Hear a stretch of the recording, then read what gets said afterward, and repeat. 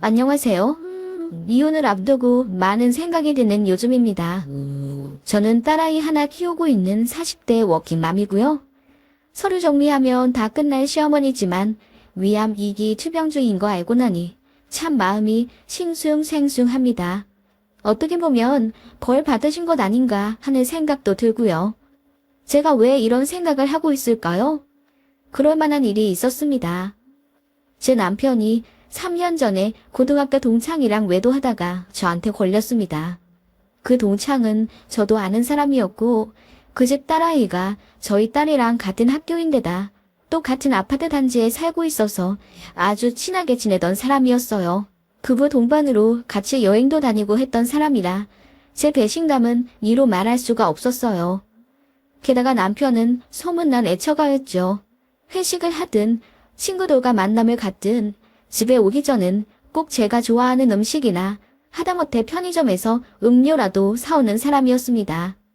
제가 은행 볶은 걸 좋아하는 걸 알고 맥주집에서 나오는 안주를 바리바리 싸서 우리 와이프가 은행을 좋아해 하며 뒷주머니에 넣어오곤 했어요. 그리고 술 먹어 벌개신 얼굴로 활짝 웃으며 티슈 안에 은행 몇 알을 저에게 보여주곤 했었죠. 그런 사람이었고 아이에게도 다정한 아빠라 저는 정말 결혼 생활이 너무 행복했습니다. 시부모님도 좋으신 분이었어요.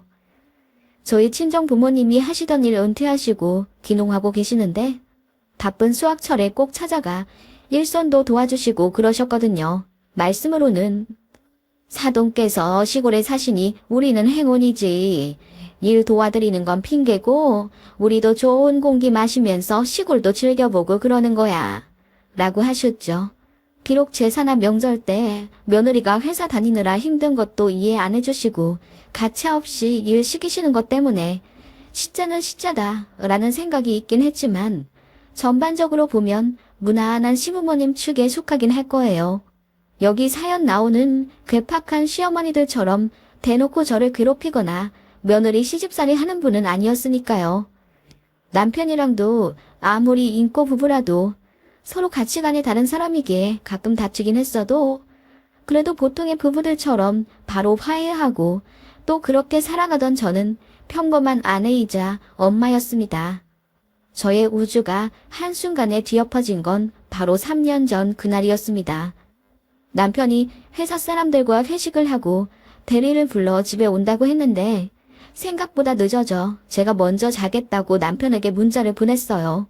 남편은 알겠다고 먼저 자라고 했고요. 그런데 마침 친구한테 전화가 오는 바람에 통화를 하다 보니 잠이 깨버렸어요. 그래서 그냥 남편 오는 것까지 보고 자자 싶어 거실에서 기다렸죠. 저희 아파트는 등록된 세대 차량이 지하 주차장으로 입차하면 월패드에 뜹니다. 그날도 남편 차량이 주차장에 들어왔다는 알림을 받고 길어야 5분 안엔 도착하겠구나 하고 기다리고 있었어요. 그런데 5분이 넘고 10분이 넘어도 남편이 안 오더라고요. 가끔 차 안에 있는 쓰레기들을 분리수거장에서 정리하고 올 때가 있어서 오늘도 그런가 보다 하고 내려갔습니다. 도와주려고요. 그런데 분리수거장에도 안 보이더군요. 어디 갔나 해서 주차장에 들어가 남편 차를 찾았어요. 그런데 원래 되는 자리에 없더군요. 저희는 세대마다 지정 주차거든요. 그런 일은 처음이었고 제가 아무리 남편을 의심 안 하고 산다고 해도 그날은 뭔가 뒷목이 쭈뼛해지는 이상한 느낌이 드는 날이었습니다. 그래서 남편 차를 저절로 끈질기게 찾게 되더라고요. 결국 아파트 제일 지하층의 어느 구석에서 남편의 차를 발견했습니다. 그거 보자마자 뭔가 보통 일은 아니다 싶더군요. 남편이 이렇게 수상한 낌새를 보인 게 처음이었으니까요. 주차되어 있는 남편 차로 다가가는 동안 심장이 미친 듯 뛰었습니다. 그렇게 다가가서 제가 목격한 장면은 너무나도 충격적이었어요. 남편이 누군가와 정신없이 입을 맞추고 있더라고요. 소름이 돋고 피가 거꾸로 솟는 기분이었습니다. 배신감은 둘째치고 대체 누구인가 싶어서 조수석 쪽으로 다가가 보니 세상에 앞서 제가 말했던 남편의 고등학교 동창이었습니다.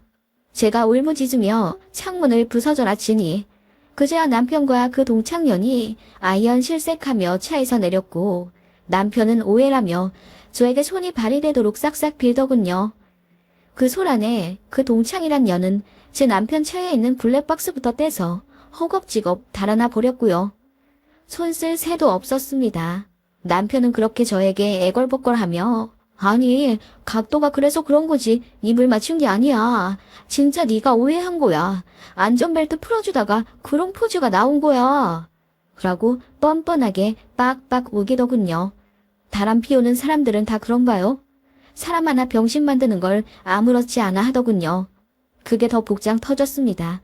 차라리 미안하다고 빌기라도 하면 그렇게까지 어이없진 않겠어요. 누가 봐도 불륜이고 누가 봐도 스킨십인데 아니라고 그냥 우려댈 뿐인 남편을 보며 내가 지금껏 살붙이고 살아온 남자가 이 남자가 맞는지 정신이 혼미해질 지경이더군요.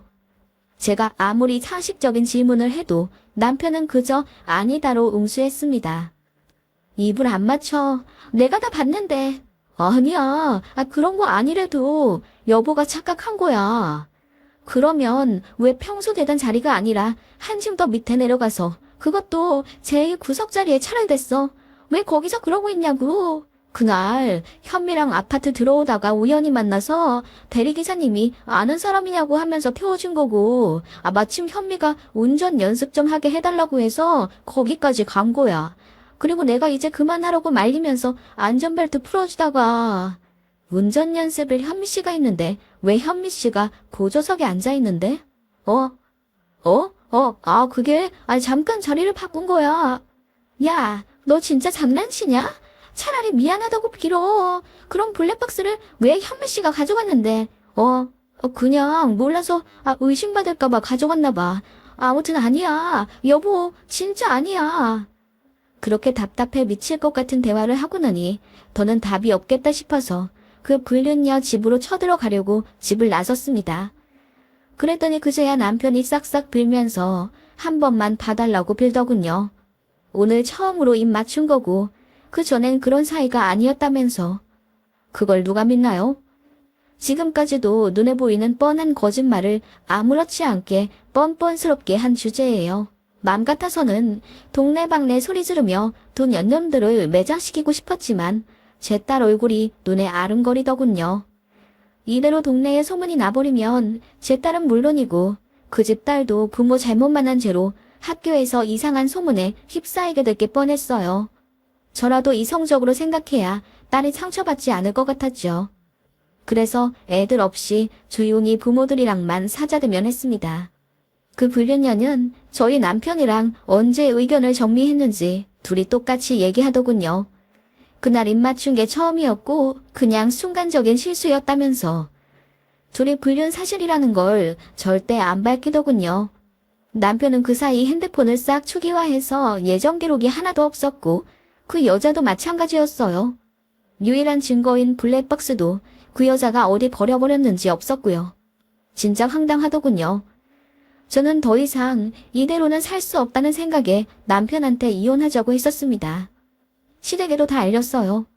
이런 일이 있는데 잘못했다고 싹싹 빌기는커녕 사람 하나를 완전히 바보로 만들며 빡빡 우기고 있다고요. 시부모님은 처음엔 펄쩍 뛰시며 내가 아들놈을 잘못 키웠다고 우시더군요. 들이 시어머님은 그런 상처를 받게 해서 미안하구나. 같은 여자로서 내가 너무너무 가슴이 아프다. 우리 새아가 얼마나 속상할꼬 하시며 절 위로해 주시더라고요. 아버님 역시 이제 아들놈 안 보고 살 거라며 제 편을 들어주셨어요. 그런데 그냥 거기까지더라고요.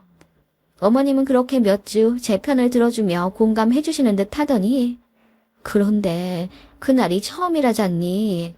우리 애가 정말 딱 한 번 실수한 모양이야. 네가 좀 봐주고 살면 안 되겠니? 아영이도 생각을 해야지. 라고 하시며 저더러 그냥 덮어놓고 살길 바라시더군요. 솔직히 저도 어느 정도 예상했던 시나리오였어요. 아무리 자기 자식이 나쁜 짓을 했어도 어쨌든 팔은 안으로 급을 타고 어떤 부모가 자식이 이혼하길 바라시겠어요? 그리고 제가 아끼는 며느리래봤자 제 자식만 하시겠냐고요. 저는 남일 뿐이죠. 아무튼 시부모님은 저를 설득하시며 이혼 안 하고 살길 바라셨고, 이혼만 안 해준다면 지금 살고 있는 집을 제 명의로 돌려주겠다. 저에게 외제차를 사주겠다 어쩐다. 온갖 감언이 절을 하시며 저를 말리셨습니다. 지금 살고 있는 집이 아버님 명의 아파트였거든요. 명의만 아버님 것일 뿐 다달이 월세 개념으로 돈 들이며 살고 있었습니다. 그래서 지금까지 3천만 원 정도 들였던 것 같고요. 그건 그거고 제일 중요한 건 아이 문제지 않습니까? 아이는 초등학교 고학년이고 한창 사춘기 시작이라 예민할 텐데 제 결정으로 이혼을 하게 된다면 받을 상처가 너무나도 걱정이 되는 건 사실이었습니다. 그치만 그렇게 저를 속인 남편이랑 평생을 얼굴 맞대고 살 자신이 없더라고요. 그래서 그냥 이혼하겠다고 했습니다. 저도 일을 하고 있는 사람이고 제가 딸아이 하나 책임져 키울 수 있는 능력은 있으니까요. 게다가 아들도 아니고 딸이니 나중에 크면 저를 이해해 줄 거라 믿어 의심치 않았습니다. 그래서 아무래도 안 되겠다고 그냥 이혼하겠다고 하니 시댁에서 잠깐 잠잠하더라고요. 남편도 며칠 조용히 있길래 이혼 준비해 주려나 싶어 기다리고 있는데 생각지도 못하게 어머님의 청천벽력 같은 말씀을 들었습니다. 혜미야, 사실 내가 암이란다. 그것도 말기. 이제 1년도 채 안 남았대. 불쌍한 내 생각해서 조금만 참고 살아줄 순 없겠니? 나 죽고 나면 그때 이혼하렴. 내 마지막 소원이자 부탁이다. 라고 하시며 어머님이 펑펑 우시더라고요. 무슨 암이냐고 하니 대장암이시래요. 그것도 손 쓸 수도 없는 말기. 어머님, 그게 정말이세요? 왜 지금 말씀하시는 거예요? 제가 울면서 어머님께 소리치자 어머님은 그냥 타이밍이 그렇게 됐다면서 늦게 말해 미안하지만 본인 생이 얼마 남지 않았으니 살아생전 아들 이혼하는 건 보고 죽지 못하겠다고 하시더군요. 본인을 위해서 딱 1년만 참고 살아줄 수 없겠냐면서 어차피 죽을 텐데 좀만 기다렸다가 이혼하라고 하시더군요. 그 말 듣자마자 머리가 너무 복잡하더라고요. 어머님한테 그렇게까지 나쁜 감정은 없었고 또 오히려 사이 좋을 때도 많았던 고부관계여서 제 남편의 어머니인 걸 떠나서 인간적으로 연민이 느껴졌습니다. 곧 있으면 죽는다는데 어르신 소원 한번 못 들어드리면 제가 천하의 나쁜 년이 되는 것 같기도 했고요. 신우도 주에 한 번씩은 찾아와. 우리 엄마 곧 있으면 죽는데 한 번만 봐줄 순 없어? 내 동생 나쁜 짓 한 거 나도 아는데 그래도 옳게 우리 엄마랑 사이 좋았잖아. 예정을 생각해서 한 번만 딱 1년만 봐주라. 응? 이라며 울었고 남편은 본인 어머니를 생각해서라도 정말 눈 딱 감고 1년만 참아달라 무릎 꿇고 빌더군요. 솔직히 그런 분위기에 냉정하게 이혼 서류 진행시킬 사람 몇 없을 겁니다. 마음이 저도 약해지긴 하더라고요. 그래서 어머님이 시한부 1년이시라니 딱 어머님 임종까지만 살고 그때 끝내자 싶더군요. 어차피 아이한테도 갑작스러운 이혼은 보여주고 싶지 않기도 했고요. 그래서 일단은 아무 일 없는 것처럼 다시 살게 되었습니다. 남편은 고맙다며 저에게 연신절을 했고 어머님도 내 마지막 소원을 들어줘서 정말 고맙다. 어쨌든 난 이제 갈 노인네니까 조금만 더 참아주렴. 사는 김에 마음 풀도록 노력해주면 내가 더 고맙겠고 라고 하셨죠. 그렇게 저를 배신한 남자와 저는 1년의 기약을 하며 다시 살게 되었습니다. 남편은 집안에서는 저를 거의 여왕님 모시듯 하며 저자세로 굴었고 주말에는 온전히 가족을 위해 시간을 내었습니다. 그 바람에 아이는 더 행복해했고 겉으로만 보면 오히려 그 사건 이전보다 훨씬 화목한 집안 분위기가 되었죠.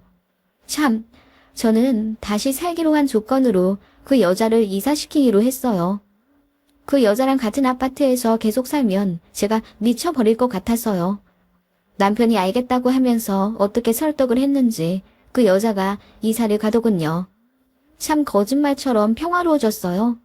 대신 제 마음은 지옥이었죠. 눈을 감아도 남편의 불륜이 상상이 되어 미쳐버릴 것 같았고 눈을 떠도 남편의 얼굴을 보기만 하면 부하가 치밀어 올라 화병이 나는 것 같았어요.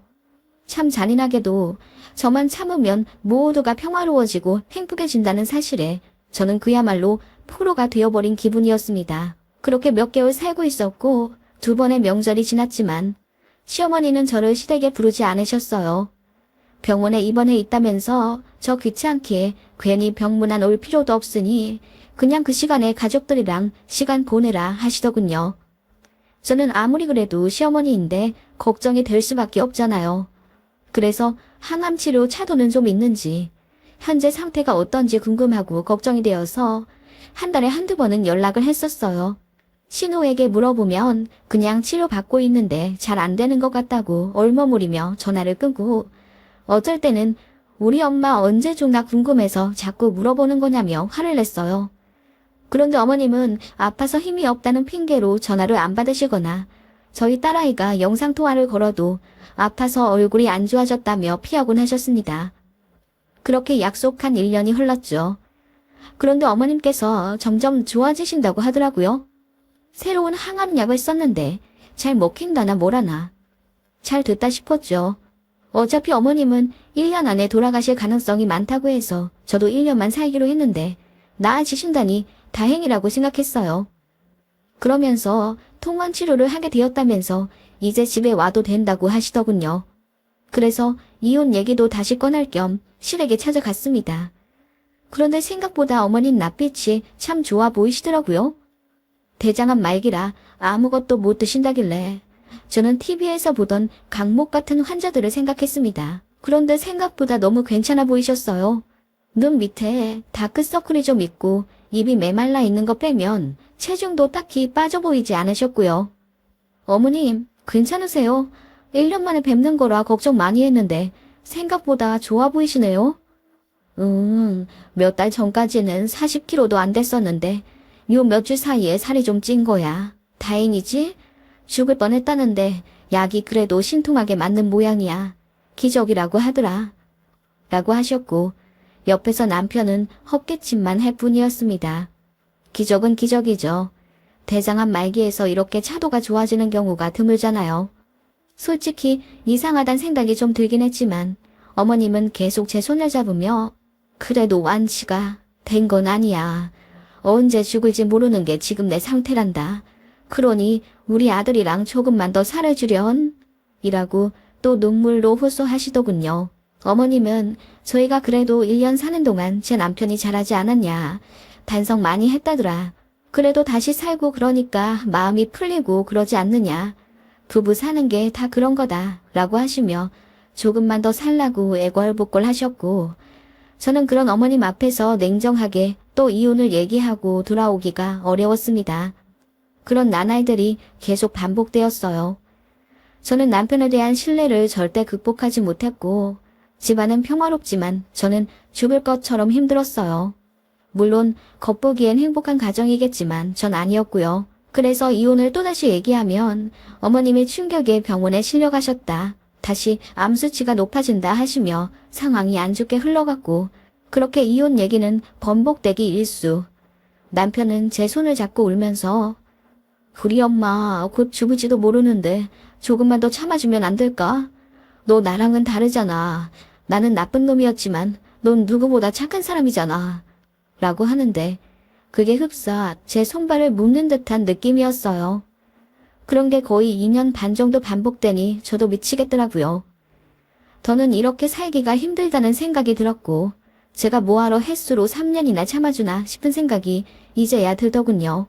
어머님 생각, 제 딸 생각해주다가 제 속만 곪아가고 있었고 저는 우울증과 불안 증세 때문에 병원에 다니며 약을 먹어야만 회사도 다니고 일상생활을 할 수가 있었습니다. 이건 안 되겠다 싶더군요. 그래서 어머님이 돌아가시든 말든 이제 더는 상관하지 않기로 했어요. 제가 남편에게 다시 물었죠. 어머님은 어때? 언제까지 우리가 이러고 살 순 없잖아. 여보, 당신은 꼭 우리 엄마가 죽길 바라는 것 같아. 뭐라고? 내가 그럴 리가 있겠어. 그게 아니라 뭔가 이혼을 어머님 목숨을 담보로 차일피일 미루고 있다는 생각이 드니까 그렇지. 여보, 나 너무 힘들어. 우리 엄마 언제 돌아가실지도 모르고 나도 언제 이혼당할지도 모르고 내 속도 너무 힘들다고. 그리고 솔직히 말해보자. 당신 나랑 계속 살면서 그래도 그런대로 마음 많이 풀린 건 사실이잖아. 내가 그전보다 훨씬 잘하잖아. 그러니까 이제 이성적으로 생각해보자. 뭐가 우리 딸한테 더 나을지. 우리 딸은 지금이 너무 좋대. 응? 당신 지금까지도 잘 참고 살았잖아. 괜찮아질 거야. 라고 하면서 저를 설득하더군요. 그 말이 틀린 건 아니죠. 어머님 돌아가실지도 모른다는 핑계로 어쨌든 2년 반 더 같이 살았고 또 신기하게도 그게 가능하더군요. 시간이 약이라더니 분노도 처음보다는 점점 사그러든 건 사실이었고요. 물론 정신과 약 도움도 받았지만요.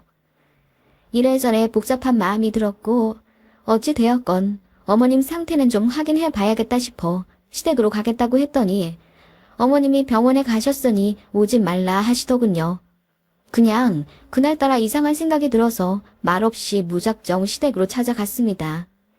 시댁은 한적한 주택가고 집 앞에 주차할 곳이 2칸밖에 없어서 손님이 오실 경우 나머지 차는 길에다 대야 합니다. 그런데 시아버지 차가 길에 나와 있더라고요. 이럴 경우 손님 차가 안에 2대가 있다는 뜻인데 누가 찾아오셨나 싶어서 밖에다 차를 대고 골목으로 걸어 들어가 봤습니다. 그런데 무슨 스피커로 트로트 노래가 흥겹게 흘러나오고 사람들이 시끌벅적하게 떠드는 소리가 나더군요. 이상하다 싶어서 안을 슬쩍 들여다봤고 저는 깜짝 놀라 뒤로 기절할 뻔했습니다. 어머님이 손님들이랑 술상을 보고 있더라고요. 대장암 말기라는 양반이 막걸리를 사발로 들이키고 그 매운 닭발을 안주로 마구 드시고 계셨습니다. 전혀 아픈 사람 같지가 않았고요. 이게 뭔가 싶어서 벙쪄 있다가 저는 바로 알아차렸죠. 어머님이 저한테 뻥을 쳤구나. 그제야 깨닫게 되었어요. 사실 의심은 갔지만 설마 했어요. 어떻게 사람 목숨을 가지고 거짓말을 칠 수가 있나 싶기도 했고 또 어르신 목숨이 오늘 내일 한다는데 대놓고 의심하기도 뭐했고요. 그런데 그 꼴 보니 분노가 치밀어 오르더군요.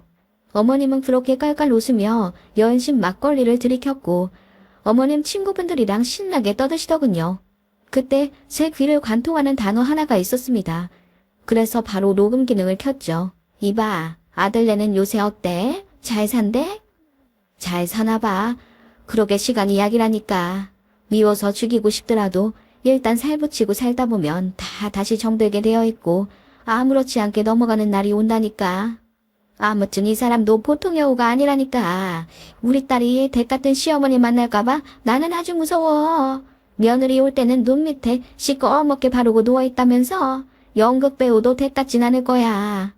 나 같은 시어머니가 어때서? 아니 이혼해봐. 심한 손해지 뭐. 어디 여자 혼자 애를 키우고 살아? 나 아니었어 봐. 진작 이혼하고 지금쯤 혼자 개고생하고 있을 텐데 뭐. 지도 지가 생각하기에 어쨌든 이혼 안 하는 게 나으니까 붙어있는 거지. 대단해. 그래서 언제까지 암 환자 연기하고 있을 건데? 언젠가는 들킬 텐데. 점점 호전된다고 해야지 뭐. 설마 그 앞에 대고 어머님 죽는다면서요? 왜 안 뒤지고 지랄이세요? 하진 않겠지 뭐. 걔가 좀 바보 같은 구석이 있잖아. 며느리는 좀 순진한 맛이 있어야 다루기가 편해. 에휴, 우리 아들내미만 고생이지 뭐. 걔만 생각하면 딱해. 아하하, 역시 이 양반 웃겨. 저는 어머님과 친구분의 대화에 망부석이 된 듯 그 자리에 굳을 수밖에 없었습니다. 정말 충격적이더라고요. 가슴이 미친 듯 뛰고 눈물이 줄줄 흘러나왔습니다. 대문 하나를 사이에 두고 천국과 지옥이 공존해 있는 듯한 느낌이었습니다. 저는 정말 병신이 맞았어요. 어떻게 한 번 속지 2번을 속죠? 어머님 말기 암이라고 해서 마지막 소원 들어준답시고 그렇게 참고 살았는데 결국 저는 또다시 속은 겁니다. 저는 그 길로 변호사 사무실부터 찾아갔습니다. 모든 사실을 밝히고 이혼 소송에 들어간다고 했죠. 남편의 외도 증거가 필요하다는데 사실 없었어요. 남편이 다 지워버렸고 그때 그 블랙박스도 결국 못 찾았거든요. 남편한테 카톡으로 유도 신문을 해도 이 여우 같은 인간은 절대 증거 남기며 대답하지 않으려 하더군요.